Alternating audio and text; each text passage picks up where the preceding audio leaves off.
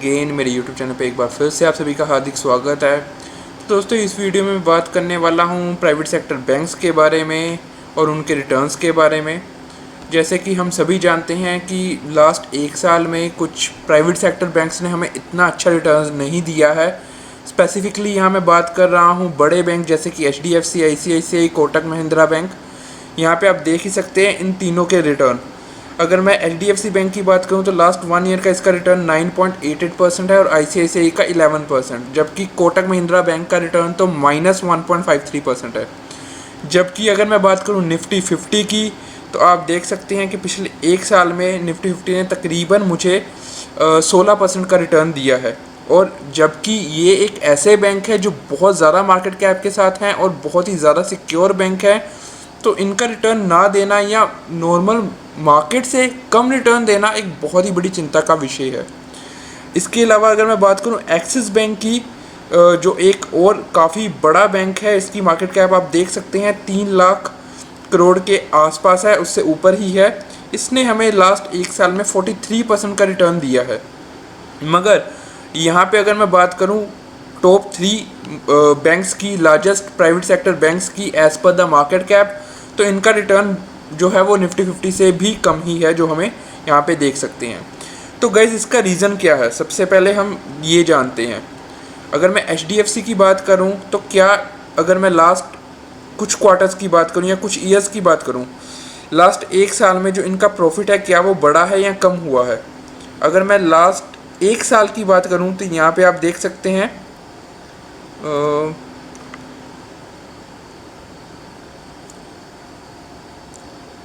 यहाँ पे आप देख सकते हैं इसका जो प्रॉफिट है, नेट प्रॉफिट, वो 46,000 करोड़ के आसपास गया है।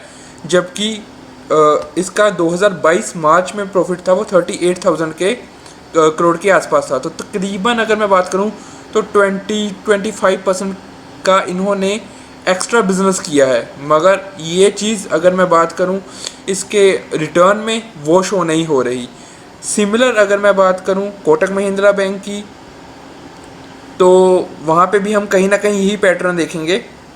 इसका करंट प्राइस 1700 के आसपास चल रहा है, मगर ये समहाउ एक 1650 से 2000 तक की रेंज में ही चल रहा है, इससे ज़्यादा नहीं बढ़ रहा। अगर मैं इसकी ईयरली प्रॉफिट मार्जिन्स की बात करूँ तो आप यहाँ पे देख सकते हैं कि पहले इसका 12,000 करोड़ था मार्च 2022 में नेट प्रॉफिट, जो मार्च 23 में बढ़ के तकरीबन 15,000 करोड़ के आसपास हो गया है, जो कि तकरीबन अगर मैं बात करूँ 15 से 16% का CAGR हमें देता है।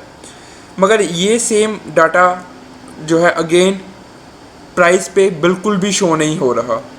तो गाइज इसका रीज़न आपके सामने इसी वीडियो में मैं नीचे बता रहा हूँ।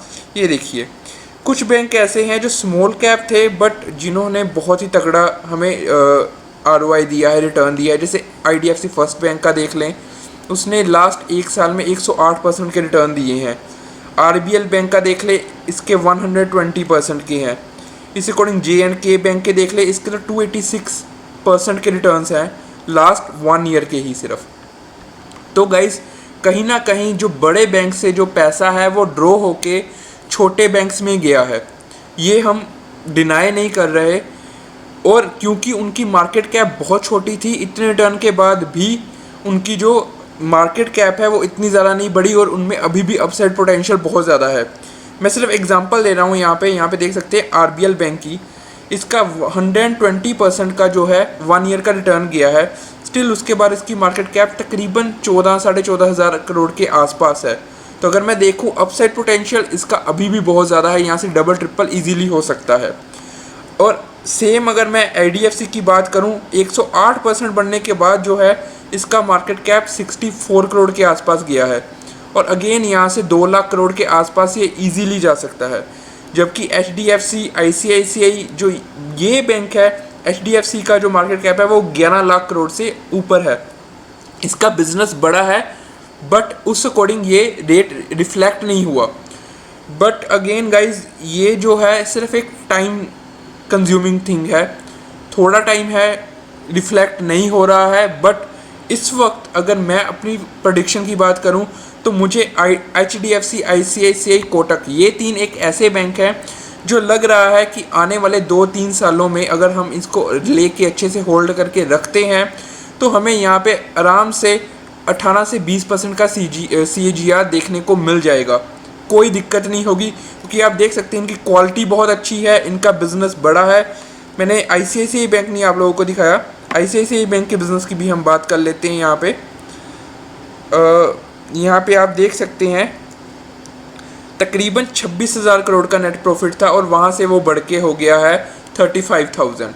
तो तकरीबन 35 से 40% अगर हम मोटा मोटा बात करें तो ये भी बड़ा है। और अगेन इसके स्टॉक पे प्राइस में भी डिफरेंस जो है वो सिर्फ 11% का आया है, जो किसी भी एंगल से जस्टिफाई नहीं कर रहा है। इसके अलावा जो दूसरे छोटे प्राइवेट सेक्टर बैंक के जो बड़े हैं, हाँ मैं मानता हूँ उनमें अभी भी बढ़ने का बहुत स्कोप है, बट साथ साथ में उनके प्राइस जो हैं वो जस्टिफाई भी कहीं ना कहीं हो रहे हैं। RBL bank, IDFC first bank, इनमें 100% का ग्रोथ हमें देखने को मिला है, मगर जो 15 से 20% या 25% का सेफ ग्रो हम एक्सपेक्ट करते हैं वो हमें बड़े बैंक्स में देखने को नहीं मिला है। एक रैली अगर आई तो जहाँ तक मुझे लगता है तो इनका वो जो पिछले 1-2 साल का CAGR है वो सारा कुछ ख़त्म कर जाएगी। और बड़ी बात नहीं अगर HDFC बैंक यहाँ से डबल हो जाए या ICICI बैंक यहाँ से डबल हो जाए तो गाइस बड़े बैंक हैं, इन पर ट्रस्ट करते हैं। ये मैं ट्रस्ट कर रहा हूँ। मैंने पहले भी जब IT मार्केट गिर रही थी मैंने उस पर ट्रस्ट किया था और आज मैं अच्छे खासे प्रॉफिट पे बैठा हूँ। इस वक्त ये एक ऐसे स्टॉक्स है जो मुझे लग रहा है इस वक्त अंडर वैल्यू है और अंडर वैल्यू जेम है ये, क्योंकि हमें पता है मार्केट कैप इनकी कितनी है। यहाँ पे आप देख सकते हैं अगर पहले 3 बैंक्स की ही मैं बात कर लूँ तो मिला के 20 लाख करोड़ से ऊपर की मार्केट कैप बन जाती है। तो गाइस कहीं ना कहीं इनकी एसेट क्वालिटी अच्छी है, इनका बिजनेस अच्छा है, इनकी ग्रोथ रेट बहुत अच्छी है। तो हमें इन पे एटलीस्ट पर्सनल पर्सपेक्टिव की मैं बात कर रहा हूँ, पर्सनल पर्सपेक्टिव से मुझे इन पे पूरा भरोसा है। इसके अलावा गाइज अगर मैं एक डिस्क्लेमर देना चाहता हूँ कि ये वीडियो जो है वो सिर्फ एजुकेशनल पर्पसेस के लिए ही है और इसको किसी भी तरह की बायो सेल रिकमेंडेशन की तरह नहीं लिया जाए।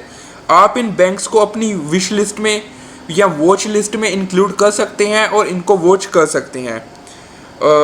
गाइज ये मेरा पर्सपेक्टिव था बड़े बैंक्स के बारे में, और आने वाले समय में इनमें अगेन मैं ये बात बोलना चाहूँगा कि मैं अच्छी खासी ग्रोथ देखता हूँ। आप लोगों की क्या राय है आप मुझे कमेंट सेक्शन में बताइएगा। अगर अच्छा लगा हो तो वीडियो लाइक कीजिए और चैनल को सब्सक्राइब कीजिएगा। Bye bye.